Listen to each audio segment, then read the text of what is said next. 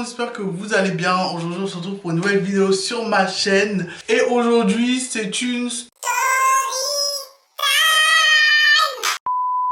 Non, aujourd'hui c'est une story time, du coup, parce qu'en fait, je me suis rappelé d'une histoire, parce que pendant le confinement, j'ai pas grand chose à faire, à part penser à ma vie, et voilà ce qui m'est arrivé dans ma vie en fait. J'ai une histoire qui m'est vraiment revenue en tête et voilà, je vous la raconter tout de suite parce que ça vaut le détour et j'aurai quelques petits conseils aussi pour vous à la fin de cette story time. Avant ça, voilà, je vous invite à me follow sur Instagram parce que je suis très actif là-bas. Aussi, voilà, je vous invite à vous abonner, à mettre la petite cloche, comme ça vous avez une notification quand je poste une nouvelle vidéo. Je pense qu'on est bon, on peut commencer la story time. Donc du coup, sans plus attendre, je vous laisse avec la suite de la vidéo.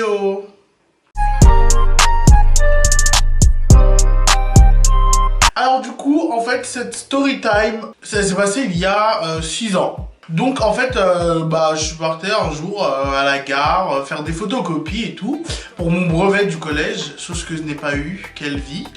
Et en fait, du coup, j'avais ma pièce d'identité sur moi et je l'avais mis dans une pochette et tout. Et il s'avère qu'après je fais mes petites photocopies et tout, j'étais grave heureux, voilà. Et je rentre chez moi et il s'avère que j'ai plus ma carte d'identité. Je me suis dit quel bail encore. Moi il faut savoir que je perds tout pratiquement. Enfin moi je suis le roi pour perdre mes affaires. Voilà, je fais pas attention à mes affaires. Maintenant ça a changé parce que voilà, ça m'a appris. J'ai perdu ma pièce d'identité et tout. Sur le coup j'avais le seum, mais pas plus que ça. Je me suis dit c'est pas grave, je vais la refaire et puis pas de soucis quoi. Sauf que donc voilà et tout, j'en parle à ma famille et tout. Ouais, j'ai perdu ma carte d'identité et là on me dit direct faut que tu ailles faire la déclaration de perte. Donc je me suis dit, oula, qu'est-ce que c'est que ça encore? Parce que moi j'étais jeune, j'étais adolescent, j'avais 16 ans, j'étais clairement bête. Je me suis dit, vas-y, ouais, je vais aller faire la déclaration de perte et tout, comme ça, y a pas de souci. Sauf que le truc c'est quoi? C'est que j'ai laissé traîner ça pendant au moins, je vais pas vous mentir, 4-5 mois. J'avais perdu ma pièce d'identité et j'ai attendu 4-5 mois avant de faire la déclaration de perte. Chose que je n'aurais pas dû parce que vu les répercussions que ça a eu, voilà. Et un jour, en fait, je reçois une lettre du commissariat de Plaisir. Plaisir, c'est une ville dans le 78, donc c'est totalement à l'autre bout de chez moi, parce que j'habite dans le 93. Donc voilà, c'est totalement à l'autre bout de chez moi. J'avais déjà entendu parler de cette ville, mais je n'avais jamais mis un pied là-bas ou quoi que ce soit, je ne connaissais personne de là-bas. Donc je me suis dit, qu'est-ce qu'ils me veulent? Et sachant que j'avais aucun problème avec j'avais aucun antécédent voilà, avec la police ou judiciaire, enfin voilà, j'étais pas un brigand, j'étais clairement quelqu'un de très sage et voilà. Donc du coup voilà, je reçois cette lettre de la police. Il faut savoir que quand la police vous convoque, ils vous disent pas pour quel motif. Ils vous convoquent juste et voilà.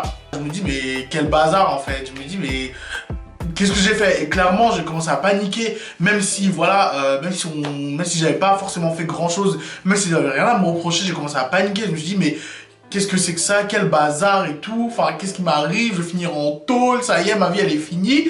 Bref, je commence à psychoter, donc moi j'appelle le commissariat pour au moins savoir ce qui se passe. Et donc du coup j'ai une dame au téléphone, elle me dit oui, enfin voilà, on peut vraiment pas vous dire pour quel motif et tout. J'ai demandé à la dame, oui madame, est-ce que c'est possible que cette affaire en fait elle soit suivie dans le commissariat de ma ville, puisque vraiment ce sera plus simple parce que j'ai les cours. Clairement Plaisir c'est pas à côté, donc voilà, est-ce qu'on peut transférer l'affaire au commissariat de ma ville? Donc du coup la dame elle me dit oui, si ça peut vous arranger on peut faire ça, y a pas de souci. Du coup vous allez recevoir un autre courrier pour une convocation dans un commissariat à côté de chez vous. Ils ont pas chômé 2 semaines après, ils m'ont envoyé la lettre comme quoi j'étais convoqué au commissariat à telle heure, telle date, donc voilà, et que je devais me présenter avec une pièce d'identité. Très bien. Sauf que la pièce d'identité en question je l'avais perdue. Et un rendez-vous pour refaire une pièce d'identité, ça prend énormément de temps. Et donc du coup je me rends à ma convocation comme prévu. Enfin voilà, moi je vivais et tout, j'étais grave stressé, j'étais archi stressé. Déjà le commissariat ça fait archi peur, ma phobie. Je voyais les salles où il y avait les GAV, clairement je dis mais oula, ça y est, je vais jamais ressortir d'ici. C'est parti pour 35 heures de GAV ou je ne sais quoi. Bref, j'avais clairement chaud.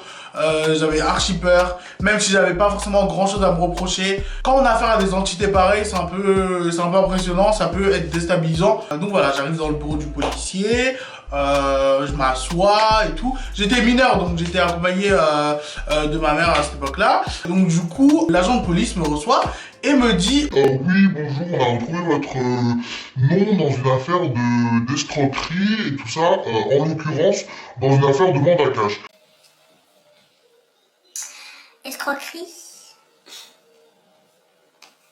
J'ai dit ça y est, ma vie elle est foutue, je peux faire mes bagages, voilà, je peux faire ma valise, je vais atterrir à Fleury-Mérogis, voilà, ça y est, c'est parti.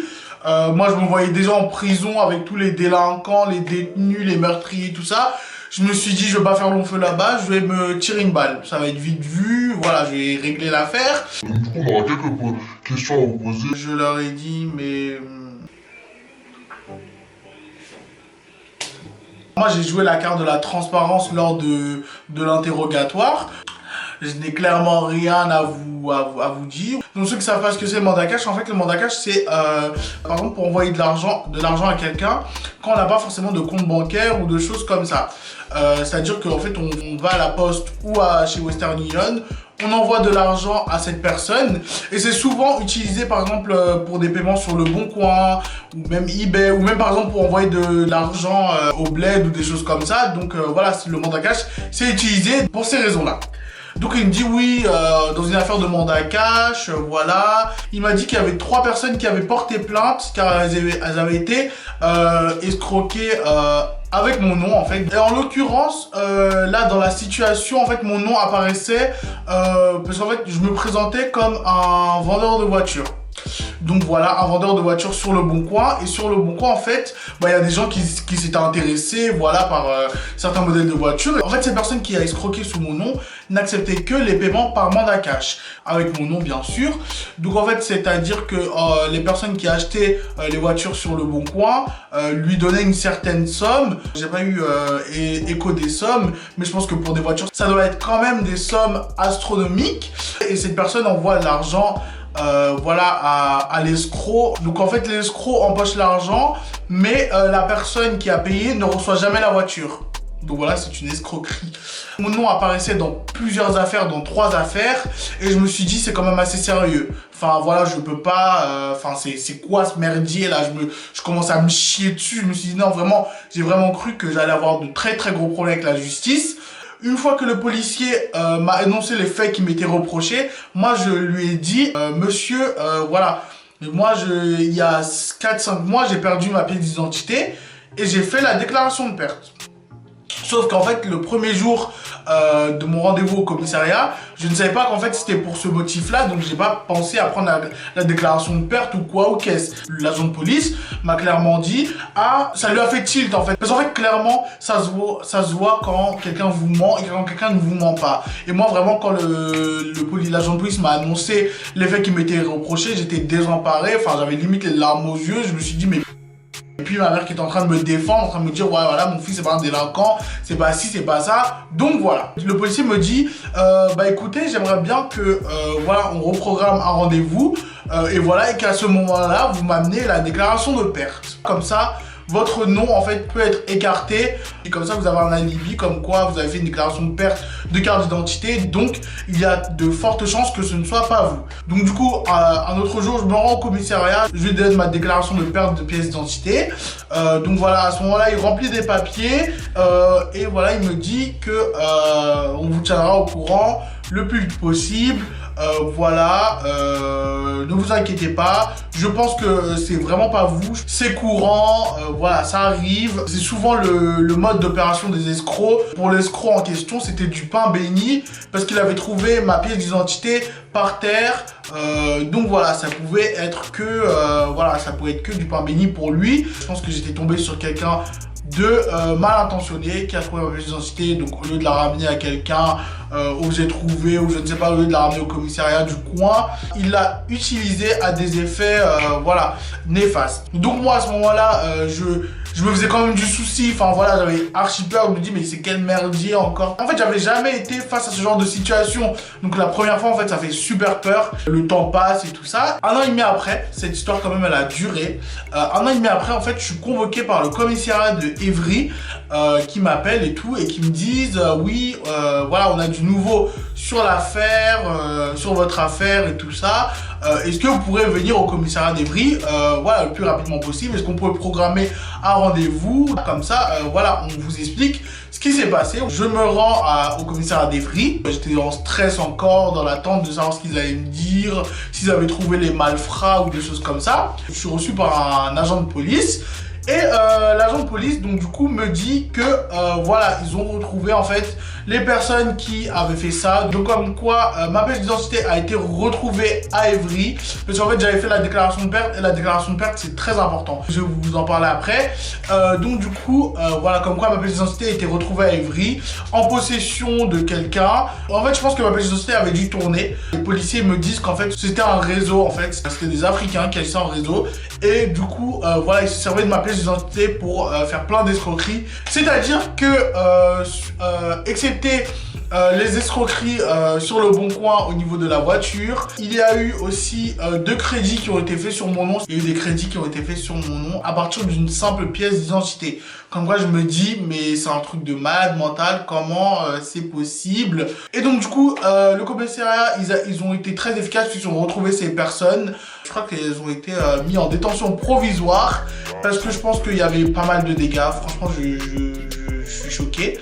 Et voilà, moi ils m'ont convoqué pour me dire que voilà, ils avaient eu des suites par rapport à l'affaire, que ma pièce d'identité, que mon ancienne pièce d'identité était sous scellé, donc du coup plus personne ne pouvait l'utiliser et qu'elle allait être détruite après le jugement. Entre temps, j'avais fait ma nouvelle pièce d'identité, donc voilà, je leur avais présenté tout ça. J'avais ramené aussi la déclaration de perte que j'avais ramenée précédemment au commissariat à côté de chez moi. Donc voilà, ça a été fait et ils m'ont dit que voilà, si je voulais porter plainte, je pouvais, que c'était totalement dans mon droit parce que j'avais été escroqué, voilà, on a voulu me nuire, voilà, je ne sais quoi. Il a employé des termes qui étaient un petit peu difficiles pour moi à expliquer. Bref, moi, vu qu'en fait j'en avais vraiment marre avec cette affaire et que vraiment ça a été un stress pour moi, mais de ouf, je lui ai dit non, je pense que je vais pas porter plainte parce que voilà, je veux vraiment finir avec cette affaire et tout ça. Et tout de même, je leur en ai remercié de leur travail et aussi d'avoir cru ma parole parce que en fait, je sais que ça aurait pu être pire ou je sais que voilà, ils auraient pu très bien ne pas me croire, mais vu que comme ils sont confrontés à ce genre de situation assez régulièrement, les escroqueries sur internet par mandat cash, ils ont tout de suite cru ma parole vu que j'avais une déclaration de perte. Et donc du coup l'histoire elle s'est finie comme ça, vu que j'ai pas souhaité porter plainte, voilà, je n'ai pas eu de suite par rapport à l'affaire. Clairement voilà, je m'en fous, mais j'aurais bien voulu que ces personnes là prennent voilà 15-20 ans de prison, ça leur aurait fait les pieds. Donc voilà, c'est la fin de la story time. Franchement, je vais vous dire la vérité, j'ai eu tellement chaud, j'étais tellement stressé. Vraiment, quand on est confronté la première fois à ce genre de scénario, on se fait 1001 films. Franchement, c'est un truc de ouf. Moi, je fais des films dans la tête, je me suis dit mais ça y est, en fait je vais finir en tôle, ça y est, ma vie elle est finie, elle est foutue, voilà, je devrais payer des indemnités à toutes les personnes que j'ai escroquées, voilà, me retrouver dans la faillite et tout ça. Bref, j'avais tellement peur de ça, mais bon, Dieu merci, ça s'est passé autrement. Et le conseil que je vais vous donner vraiment, c'est que quand vous perdez un papier d'identité, faites la déclaration dans la journée, voire vraiment dans la journée, voire le lendemain si vous n'avez vraiment pas le temps, parce que c'est très très important, parce que voilà, on peut faire n'importe quoi avec votre nom et après ça peut se retourner contre vous pour avoir des soucis. Donc voilà, et comme je l'ai dit en fait dans la vidéo, les escrocs ont utilisé la méthode du mandat cash, c'est-à-dire qu'en fait et dans le domaine de l'escroquerie, le mandat cash c'est la méthode la plus utilisée pour escroquer les gens parce que c'est pas forcément sécurisé. Je pense que c'est traçable, mais c'est pas forcément très très sécurisé. Donc c'est à dire qu'en fait juste avec la pièce d'identité d'autrui, voilà, on peut faire des mandats cash. Vraiment faites la déclaration de perte, c'est super important parce que ça peut vous apporter vraiment de très très gros ennuis. Voilà, moi je l'ai vécu. Je sais ce que c'est et c'est pas facile du tout. Donc voilà, c'était la story time du jour. Voilà, c'était vraiment il y a longtemps. Maintenant, j'y pense plus. En tout cas, ça m'a fait super plaisir de partager cette expérience avec vous. Voilà, si la vidéo vous a plu, n'hésitez pas à partager, à liker, commenter. Voilà, dites-moi si vous avez eu voilà, ce genre de problème aussi. Ça aurait pu vous arriver peut-être. Je ne sais pas. Donc voilà, en tout cas, moi, je vous fais de gros bisous. On se retrouve très bientôt pour une prochaine vidéo. Voilà, à la prochaine.